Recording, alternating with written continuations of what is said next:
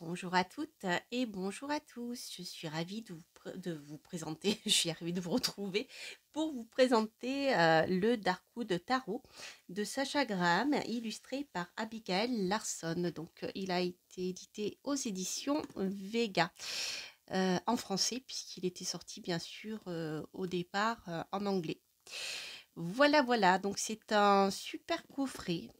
J'aime beaucoup, beaucoup, beaucoup, qui est basé sur les contes, etc. C'est vraiment un tarot de sorcière, je trouve. Et surtout, je dirais, dans l'imagerie, bien sûr, mais surtout dans la manière dont l'auteur a abordé le tarot, en fait. Puisque c'est, donc il y a 78 lames, hein, si je me trompe pas. Donc c'est voilà, c'est un tarot, en fait. Mais dans la manière d'aborder les lames, il y a quelque chose qui est très particulier. On va le découvrir ensemble et qui est bien, je dirais bien lié au monde des sorcières. Voilà, et vous allez voir. Alors, donc c'est un grand coffret avec donc le tarot ici, là, et un très grand livre. Hop, voilà. Alors, je sais pas si vous avez vu, je voulais vous montrer quand même. C'est l'intérieur de la boîte. Elle est belle, hein. Voilà, il y a quelque chose de très sombre hein, pour les tirages de l'automne, d'Halloween, le travail de l'ombre, etc. Je trouve que c'est un oracle, un tarot qui est très bien. Alors, voilà, donc le livre est grand, hein, c'est pas un livret, c'est vraiment ni un petit livre, c'est un livre légèrement plus petit que les livres traditionnels, mais vous voyez, il est, il y a énormément de choses à découvrir à l'intérieur. Alors vous allez voir, il est très féminin, très sorcière. Alors, donc c'est un format tarot. Les cartes sont plutôt petites, hein, enfin un format tarot traditionnel. Les bords sont normaux, enfin sont pas ni dorés ni rien du tout. Voilà.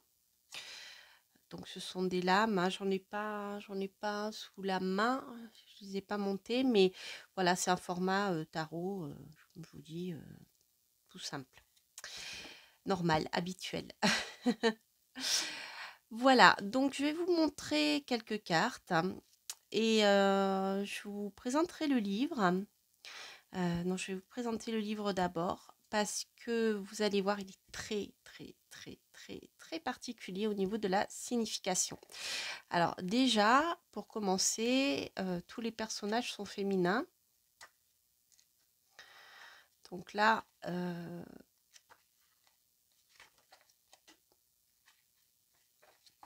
vous avez déjà pour commencer ici, bon, je vais passer l'introduction, hein, mais je fais un reflet avec le soleil. Donc il y a énormément de choses. Avant d'attaquer les lames, je voulais vous montrer quand même cette partie-là. Il y a beaucoup de choses. C'est un tarot, je dirais, qui a été abordé de manière à puiser au fond de son inconscient, vous voyez. Donc vous retrouvez des titres comme ça, comme L'ombre du moi. euh, il était une fois, voilà, par rapport... parce que les contes en général transmettent plusieurs messages. Donc il y a le premier message qu'on perçoit tout de suite, mais en général, il y a toujours des messages cachés dans les contes, hein. C'est pour, je veux dire, c'est pour faire passer des messages facilement, sans avoir l'air de le dire, et pour passer outre certaines censures, qu'elles soient de l'esprit, qu'elles soient de la société, vous voyez, ce genre de choses. Donc on est bien dans un tarot de l'ombre. Voilà, donc je passe, parce qu'il y a j'aurais énormément de choses à dire sur le livre qui est très riche. Donc, bien sûr, ici, l'auteur nous parle du livre des ombres. Mmh. Voilà, c'est des conseils pour vous aider à travailler. Donc, comment tenir un journal. Donc, c'est vrai que c'est quelque chose, moi aussi, que je conseille hein, lorsque vous apprenez l'astrologie ou le tarot. Tous vos tirages, ce qui vous arrive en lien, etc. Il vous faut noter lorsqu'il y a des choses qui vous semblent importantes, qui vous semblent sortir de l'ordinaire, noter vos tirages, noter ce qui s'est passé, etc. C'est très important. Donc, c'est vraiment, je dirais ici, un tarot de travail. Mais qui est vraiment en lien avec le domaine des sorcières. Voilà, donc là par exemple vous avez des questions alchimiques, 3 points fondamentaux pour formuler vos questions alchimiques. Reconnaissez votre pouvoir personnel, affirmez ce que vous souhaitez obtenir, précisez ce que vous voulez ressentir en l'obtenant. Alors bon, après il faudrait voir voilà, ce qu'il y a derrière tout ça hein, en détail. Donc vous voyez, c'est vraiment des conseils pour aborder ce tarot de manière plus guidance, je dirais, que prédictive. De quelle manière puis-je trouver le calme en moi? Que dois-je prioriser pour amener dans ma vie la question amoureuse la plus sacrée, la relation amoureuse la plus sacrée? Que puis-je faire pour manifester telle ou telle chose? Ou puis-je trouver la guidance pour faire telle et telle chose? Vous voyez, on a comment, que puis-je faire pour? Vous voyez, on est plus dans cette approche-là que la prédiction. Voilà. Qui n'empêche que si vous connaissez bien le tarot Rider-Waite, parce que c'est quand même ici un tarot qui est inspiré du Rider-Waite et pas du tarot de Marseille, vous pouvez tout à fait l'utiliser comme en prédictif, hein, comme vous le faites avec un Rider-Waite traditionnel. Voyez. Donc là, on est dans le côté, voyez, plus psychologique, les schémas répétitifs, un symbolisme des numéros. Après, on rentre dans la signification voilà, plus traditionnelle du tarot, avec la suite de bâtons, les suites, les cartes royales. Voilà, alors les noms ont été changés, donc à part le roi et la reine et le cavalier, on n'a pas le valet, on a la servante. C'est pas le valet en fait, hein. Voilà, c'est un autre nom qui lui a été donné. Ensuite, vous avez plusieurs tirages, hein, donc le tirage traditionnel comme le tirage à une carte, le tirage de l'ombre. Alors, ma part de lumière, ma part d'ombre, comment puis-je intégrer mes deux parts? Vous voyez ce que je vous disais, c'est un tarot que je trouve bien fait pour voilà, ceux qui aiment faire du shadow work. Le tirage capital, situation, problème capital, solution. Tirage pour éveiller sa magie intérieure. Donc là, on est plus dans un tirage sorcière, je dirais, situation actuelle, l'aide magique que je puis recevoir. Comment puis-je appliquer cette aide magique à ma situation? Donc ça, c'est intéressant. Le tirage de l'âme sœur. Avec donc l'âme sœur, moi, ce que nous apprenons l'un de l'autre, ce qui nous sépare.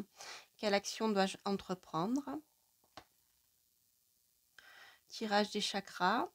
Considérez ce tirage comme une lecture, mais également comme une méditation, une visualisation. Battez 7 cartes et placez-les devant vous, face à, etc.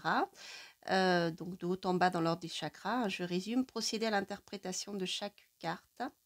Chaque fois que vous retournez une carte, concentrez-vous sur le message de la carte. Imaginez simultanément que le chakra correspondant s'ouvre et s'anime dans votre corps. Ok.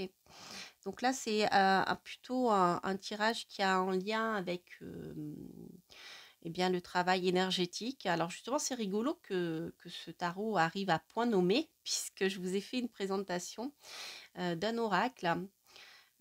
J'ai oublié son nom. C'est, je sais plus, vous allez le trouver, je l'ai publié il y a une semaine environ. Vous verrez, je trouve que c'est un bon complément puisque c'est un oracle qui vous permet de travailler sur le plan énergétique. Donc ça peut être deux jeux qui peuvent tout à fait bien fonctionner ensemble. Ensuite, vous avez le tirage qu'elle appelle rétrospectif, éclairant, prospectif. Tirage prospectif, pourquoi cet événement s'est-il produit? Tirage éclairant, que dois-je comprendre de ma situation actuelle? Et tirage prospectif, comment puis-je agir pour mon bien-être et dans mon intérêt supérieur? Voilà, donc ça c'est pour les tirages. Donc, vous voyez un peu l'esprit, hein. Alors ensuite, vous avez donc les significations de chaque carte. Donc c'est toujours sous le même modèle. Donc vous avez l'archétype. Alors ce tarot est quand même un peu particulier. Alors vous pouvez tout à fait l'utiliser comme un tarot Rider-Waite-Smith traditionnel. Et ou alors simplement si vous avez envie de pénétrer, comment dire, d'utiliser ce jeu comme l'a conçu l'auteur, voilà, c'est avec le livre que vous pourrez le faire parce qu'il est quand même un peu, voilà, il est très personnel, je trouve. Par exemple, la folle est l'archétype de l'enfant, vous voyez, donc c'est l'équivalent du fou. Chaque pas que vous faites vous rapproche un peu plus de votre destin. Vous voyez, c'est elle, voilà, c'est son approche à elle en fait. Voilà, donc ça nous parle de sorcière de l'ombre. Je vous lirai ça en faisant le tirage tout à l'heure. À chaque fois, vous avez donc la description, puis vous avez la signification, et puis en positif, hein, et puis la part d'ombre en fait. Donc, je vous le lirai lorsqu'on fera le tirage, comme ça sera plus clair. Donc ça, c'est pour tous les, voilà, pour tous les, pour toutes les lames. Donc quand je vous dis qu'on est proche du Rider-Waite, vous voyez, on a le 5 d'épée. Donc c'est un aura qui est très féminin. Je suis pas sûre qu'il y a un seul homme dedans. Euh, il est très, voilà, très sorcière. Regardez comme il est beau avec le corbeau.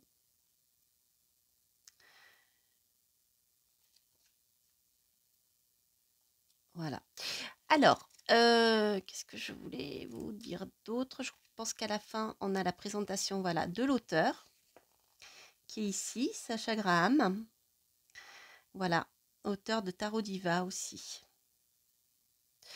Donc, elle a écrit 365 tirages de tarot, 305 sortilèges de tarot et du livre complet du tarot Rider-Waite-Smith, donc chez Léveline. Donc, si vous voulez, c'est très intéressant parce que là, on est vraiment dans l'univers de sorcières avec même pas que de sorcières, je dirais presque même du tarot traditionnel, entre guillemets, parce que le tarot, de même que les cartes, ont été utilisées également il y a longtemps, hein, pour faire des rituels, hein. Ils le sont toujours d'ailleurs, hein, puisqu'il y a des livres qui sortent sur le sujet, même avec des cartes de cartomancie traditionnelle, hein, vous voyez, les jeux, etc. Donc là, c'est un auteur qui peut être intéressant à suivre, voilà, si vous voulez apprendre à travailler avec les sortilèges et avec le tarot. Donc je vous dis, on est vraiment dans un livre de sorcière. Un livre et un tarot. Donc là, c'est l'illustratrice Abigail Larson. Voilà. Elle est voilà, dans l'illustration macabre et gothique, donc on le voit bien ici, hein. Voilà. Et puis vous pouvez prendre des notes à la fin si vous le voulez. Ah oui, autre chose que je voulais vous dire, c'est intéressant. Je ne sais pas si vous le voyez bien ici. Donc vous avez, je vais peut-être allumer la lumière. Ah, je ne sais pas brancher. En fait, vous avez des cahiers. C'est pas un dos carré collé, ce qui fait que les pages ne s'arrachent pas. Si jamais ça se décolle dans le temps, dans 20 ans, 30 ans, 50 ans, eh bien, vous pourrez le faire relier parce que vous avez des cahiers. Donc ça, c'est très très bien. C'est voilà, c'est important, je vous le dis. Je vous partage ma connaissance, ma petite connaissance du domaine, puisque j'ai travaillé en imprimerie, donc je connais bien tout ça. Voilà, alors maintenant je vais vous montrer quelques cartes. Voilà, et puis après je vous ferai bien sûr un petit tirage et je vous le ferai avec les significations du jeu, du livre. Alors vous avez ici l'équivalent donc du mât. Voilà. La magicienne, la grande prêtresse. Voilà, vous verrez, vous allez mieux voir. L'impératrice. On se croirait dans un univers burtonien, je trouve.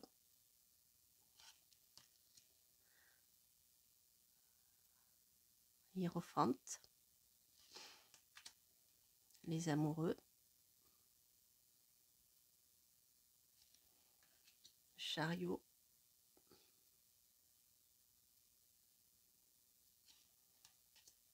la force. C'est rigolo. Vous voyez, il est très particulier, hein. L'ermite. L'ermite, je crois que c'est celui, oui, c'est ça, c'est celui qui est sur le coffret. La roue de fortune. Justice. Donc selon le rider traditionnel, hein, la justice a été mise en 11 et pas en 8. La pendue. La petite chauve-souris ici. Je trouve que c'est un tarot qui se complète bien avec le Dark Mansion. Je ne sais pas si vous le connaissez. J'en ai fait une review sur ma chaîne. Je trouve que c'est deux jeux qui fonctionneront très très bien ensemble. J'essaierai, tiens. La mort. Tempérance.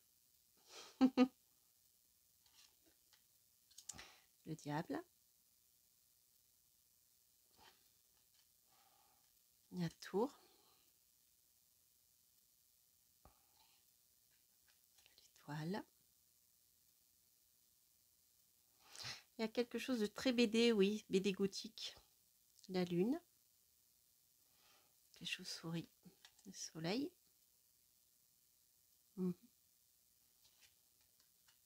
Jugement.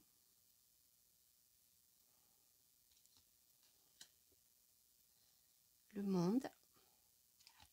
Et ensuite, vous avez donc les cartes, les arcanes mineurs. Avec l'as de bâton. Le 2. La sorcière.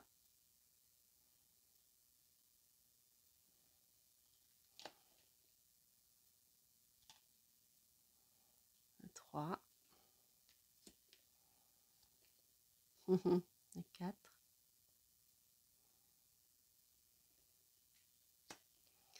Le 5. Donc vous voyez, si vous connaissez le rider, vous retrouvez enfin plus ou moins la symbolique selon les cartes. Le 6. Le 7, pardon. Le 8. 9. 10.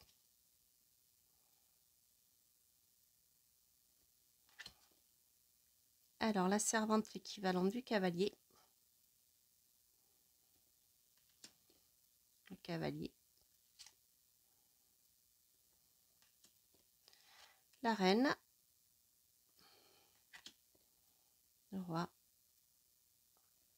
Et ensuite, voilà, vous avez, je ne vais peut-être pas tous les faire parce que j'aimerais bien faire un tirage. Je vais vous montrer les principales de chaque... J'aime beaucoup celle-ci. L'as de coupe. Le 2 de coupe. On est presque dans l'univers d'Harry Potter, là. Les chats. Je vais vous faire un tirage avec la signification du livre. Comme ça, vous comprendrez mieux voilà, ce qu'il y a derrière. Tout ça, le 4 de coupe. Ouais.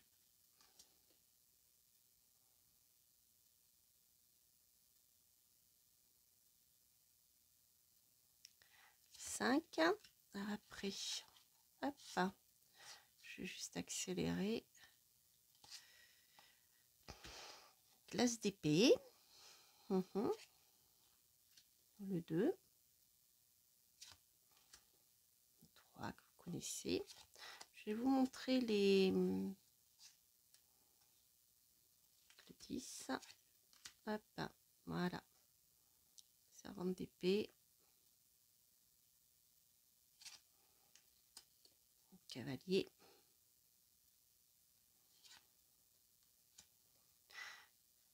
Voilà.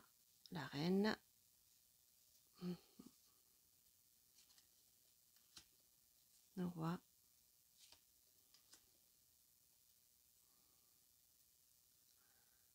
l'as de pentacle,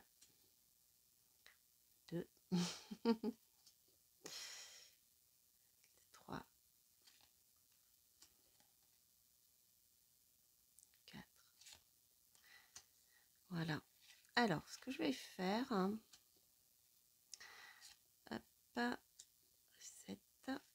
Je vais vous montrer, voilà, les personnages.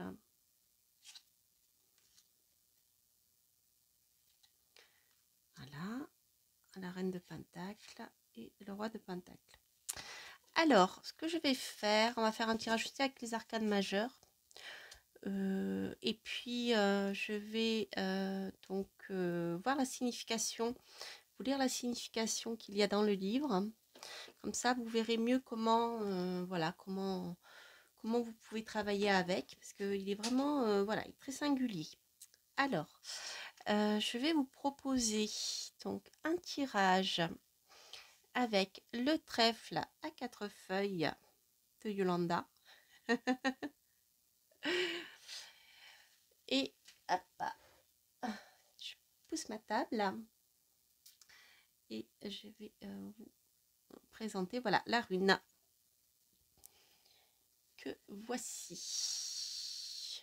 Alors, vous pouvez tout à fait donc choisir une rune par une carte, une question par choix, ou alors poser une question et choisir un choix. Donc ici vous avez le trèfle à 4 feuilles et la rune. Alors on va commencer par le trèfle à 4 feuilles. Ce que je vais faire, je vais quand même faire un tirage comme ça. Allez, on va voir, je vous laisse réfléchir à votre question. On va voir quelle est la réponse et comment vous allez pouvoir utiliser ce tarot. Alors,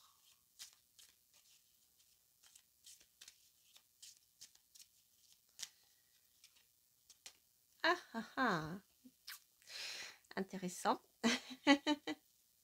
Nous avons ici donc le mât, enfin la folle. Alors, je vais vous lire ce que l'auteur a écrit pour voir, et bien voilà, la signification, comment ce jeu vibre, hein, je dirais. Donc déjà, comme je vous le disais tout à l'heure, on a la folle et l'archétype de l'enfant. Chaque pas que vous faites vous rapproche un peu plus de votre destin. Alors, la sorcière de l'ombre fait le premier pas dans les bois sombres. Un acte de foi est nécessaire. Les craintifs pensent qu'il est insensé d'entrer dans l'obscurité sans lumière, sans carte ni direction. Mais la folle considère que de la même manière, la foi est l'ignorance.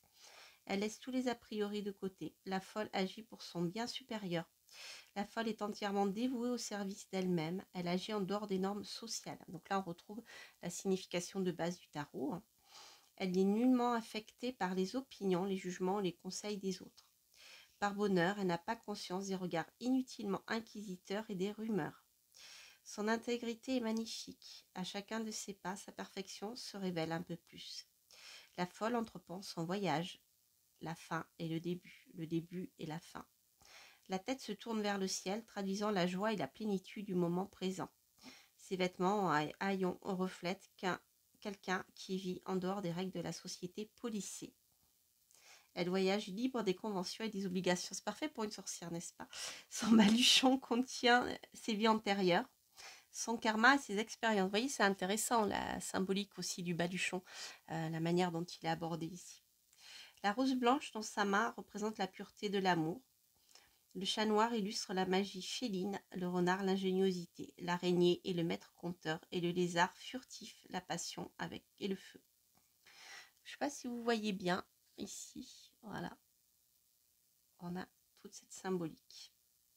Cette carte représente notre connexion en tant qu'humain avec le monde animal et le monde des esprits. La falaise abrupte se déroule à chacun de ses pas. La folle marche en toute sécurité. Alors, pour la signification par rapport à votre question, un acte de foi, agir de manière impulsive, la folie évoque la liberté. agir dans son propre intérêt, une grande quête, optimisme, jeunesse, un voyage que vous seul pouvez entreprendre. Cette route est exclusivement la vôtre, une confiance totale, innocence, le début d'un nouveau cycle, une porte s'ouvre, la quête commence. Donc ici, vous avez eh bien, une carte qui va vous indiquer que vous êtes dans une période de votre vie où vous passez à autre chose. Il y a une notion, voyez, de cycle qui finit et un autre qui commence, mais vous ne le commencez pas sans rien. Vous commencez avec votre baluchon sur le dos, c'est-à-dire avec tout ce que vous avez vécu auparavant. Donc, il y a une carte ici de grande liberté, de grande créativité. Alors, dans sa part d'ombre, on a ceci, agir délibérément de manière puérile, éviter la réalité pour ne pas affronter la vérité. Ça, je dirais que c'est les choses dont vous devez vous méfier. Donc, la liberté, certes, la créativité, certes, partir à l'aventure, certes, mais en prenant quand même un peu de réflexion, hein, si vous ne voulez pas tomber dans le précipice. Feindre l'ignorance pour sortir d'une situation délicate, jouer les innocents. Il peut y avoir aussi, voilà, comme dans le mât, un côté un peu je m'en fous, voilà, j'assume rien, je suis simplement mon plaisir à moi. Fuir pour ne pas faire face à ses responsabilités, voilà, c'est ce que je cherchais. Voilà, donc là, ici, par rapport à cette carte, surtout avec le trèfle à 4 feuilles, c'est rigolo parce que vous êtes protégé. Hein, vous bénéficiez quand même d'une protection dans votre quête. Peut-être la protection qui vous évitera eh bien, si vous partez à l'aventure, de tomber dans le précipice. Si vous ne savez pas trop où vous allez, je dirais que c'est une carte voilà, avec le trèfle à 4 feuilles, carte de chance, quoi. Allez-y, saisissez les opportunités. Si vous avez de nouvelles opportunités qui s'offrent à vous, même si vous ne savez pas trop où vous allez, peut-être tenter votre chance. Laissez pas passer la chance qui vous sourit, parce que je pense qu'ici, il y a une question de chance dans l'histoire. Voilà, donc là, c'était pour le premier, le trèfle à 4 feuilles. Donc maintenant, on va voir la rune qui vous protège. Alors, on va voir ce que l'oracle nous dit. Alors, qu'est-ce que nous avons ici? Nous avons, ah bah c'est rigolo, la magicienne. Alors, un nouveau départ les amis. Alors, voyons voir ce que l'auteur nous dit. Je vais vous la montrer de plus près.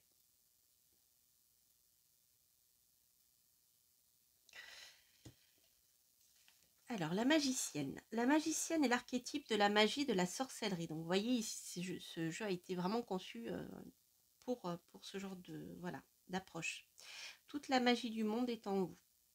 Des fleurs blanches, pâles comme la lune, fleurissent et libèrent des nuages de pollen vaporeux et mielés vers la sorcière de l'ombre. Elle inspire profondément et prend un moment pour se demander qui lui a jeté un sortilège de fleurs si puissant. Le ululement d'une chouette attire son attention vers une vieille femme. Une vieille sorcière se tient debout face à une table cérémonielle. La sorcière de l'ombre se demande si ce qu'elle voit sur cette carte est une vision de son avenir. Tout ce qu'elle rencontre dans les bois sombres fait partie de qui elle est. Aucun d'entre nous n'est séparé de l'autre. La sorcière est la magicienne et la magicienne est la sorcière. Tout comme vous êtes la sorcière de l'ombre et la sorcière de l'ombre est vous. La magicienne est dans une position incantatoire et insuffle vie et énergie au bois. Son bras droit est levé vers le ciel, vers le monde des esprits, le lieu où s'origine l'inspiration et les idées. Excusez-moi, je tourne la page. Alors, je ne vais pas tout lire parce que le texte est très long. Alors, je vais prendre juste la fin. La véritable magie ne consiste pas à manipuler des personnes, des lieux ou des événements, mais dans la capacité à atteindre la maîtrise de soi. La véritable magie vous apprend à contrôler votre expérience intérieure. Si vous la laissez faire, le monde extérieur se transformera d'une manière que vous n'imaginez pas. C'est intéressant, voilà. La magicienne se distancie de ses épées, de ses pensées épées, de ses émotions coupes, de ses désirs bâtons, et du piège du monde matériel, pentacle, en devenant une observatrice silencieuse active. Elle suit le chemin de la moindre résistance. La magicienne est attentive et reste ouverte aux signes, aux présages, aux messages. Elle sait quand insister et quand lâcher prise. Elle ne craint pas l'inconnu, elle l'embrasse. Elle sait ce qu'elle est. Elle sait que c'est elle qui crée sa réalité. Elle cherche ce qui est à sa recherche. Alors, je vous passe tous les détails après de description parce que ça serait trop long. Mais je vais vous lire la signification. Signification, charisme, personnalité dynamique, miracle, force d'action, magie intentionnelle, affirmation de sa souveraineté, autogouvernance suprême, capacité à réaliser son plein potentiel, action et volonté, objectif clair et concis. Donc ici, je dirais que avec cette carte et avec la rune, déjà il y a une protection, donc encore, puisque ici c'est la rune de la protection, je crois qu'elle s'appelle Tyr, je me rappelle pas bien. Des noms des runes, voilà, je les connais comme ça, mais celle-ci c'est Tyr, c'est une carte de protection très active. Et là, avec la magicienne, on voit que eh bien, vous avez tous les potentiels pour pouvoir passer à l'action. Voilà, tous les outils, toute l'énergie jeune, je dirais, et fraîche pour aller à l'action. Il y a encore cette protection qui vous fait dire que ben, vous avez tous les éléments pour pouvoir avancer par rapport à votre question. Alors, les choses contre lesquelles ben, ce tarot peut vous mettre en garde, hein, cette carte, c'est le besoin compulsif de tout contrôler, l'interférence dans les affaires des autres, la manipulation d'autrui, pour l'obtention d'un pouvoir factice pour sa propre distraction. Rappelez-vous que le magicien, c'est aussi celui qui a intervenu sur les foires, voilà, pour faire des tours de magie, etc. C'est donc se mettre en avant pour renforcer son propre sentiment de valeur, pousser délibérément quelqu'un à bout dans le but de provoquer riposte et confusion. D'où cette carte qui aussi, cette rune, qui est nécessaire pour vous protéger. D'ailleurs, si vous avez besoin de vous protéger parce que vous avez en face de vous quelqu'un qui se comporte négativement, voilà, comme le magicien, eh bien, utilisez ce symbole de rune que vous pouvez tracer dans l'air d'ailleurs, que vous pouvez tracer à n'importe quel moment. Voilà, donc c'est vraiment une carte je dirais, de nouveau départ. Après avoir passé le cap de la folle, eh bien, vous avez la magicienne qui vous dit que vous avez eh bien toutes les cartes en main pour pouvoir avancer sur votre chemin et sur vos projets. Voilà. En tout cas, voilà, il y a cette carte de protection qui est importante, mais aussi c'est une rune d'action, hein, qui incite qu'il vous faudra peut-être ne pas vous laisser faire. Voilà. Voilà, chers amis, bien écoutez, j'espère que ce tirage vous aura plu et cette review. N'hésitez pas à liker, à vous abonner si vous passez par là. Donc, il s'agissait du Darkwood Tarot en version française aux éditions Vega. Voilà les amis, eh bien écoutez, je vous souhaite plein de belles choses et je vous donne rendez-vous pour de prochaines aventures. Portez-vous bien. Bye bye.